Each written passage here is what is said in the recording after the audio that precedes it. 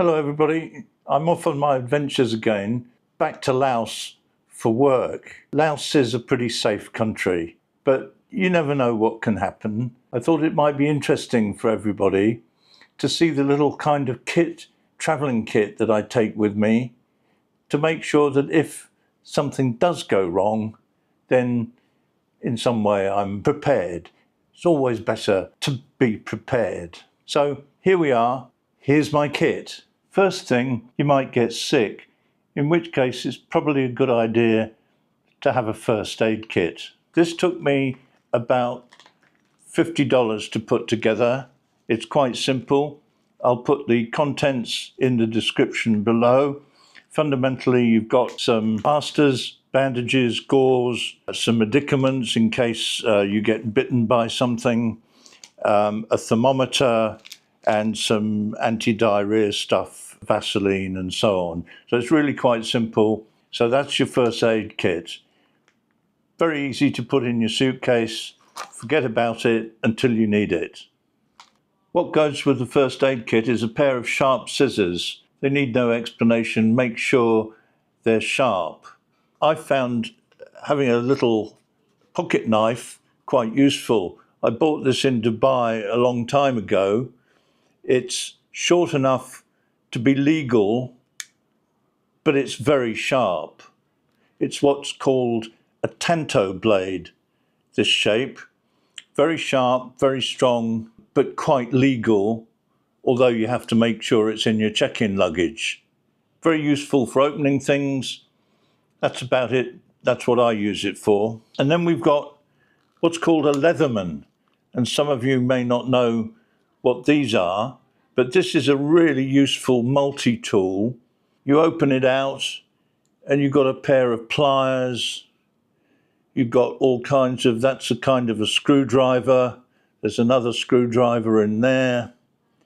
In here, I think there's a knife in there, very small knife. And I think that's a bottle opener. That's called a Leatherman. Very useful for all kinds of things, just in case you need it. You might think the knife is for self-defense, but it isn't. It's a very bad idea to think about using a knife for self-defense. So what happens if you actually do need to defend yourself? Well, the accepted wisdom from the real gurus on this is that a flashlight is probably the most effective tool. And this is what's called a tactical flashlight. It's got a very bright beam. Flash that in somebody's eyes and it will make them very uncomfortable. And in case you need to hit them with it for self-defense, it's got some rough, tough edges around the light. Tactical torch. And then something that I guess a lot of people will find really weird. This is called a tactical pen. It's actually a pen, writes very well, but it's made of very tough aluminium, and at the bottom, right here, there are some very sharp spikes, so that it would be very easy if somebody hurt you, somebody attacked you, and this is only for self-defense, you can use this pen to jab at them. I don't know how often these things are used, but I kind of found that it's an interesting thing to have. At the tip of the pen, under a rubber cap, you have a very sharp tungsten steel point, and that can be used to smash the window of a car if you need to get out rapidly.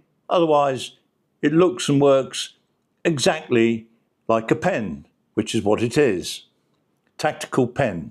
And now, what can I add to that? A tactical smartwatch. I've got the watch working now, and I've got the rest of my tactical kit.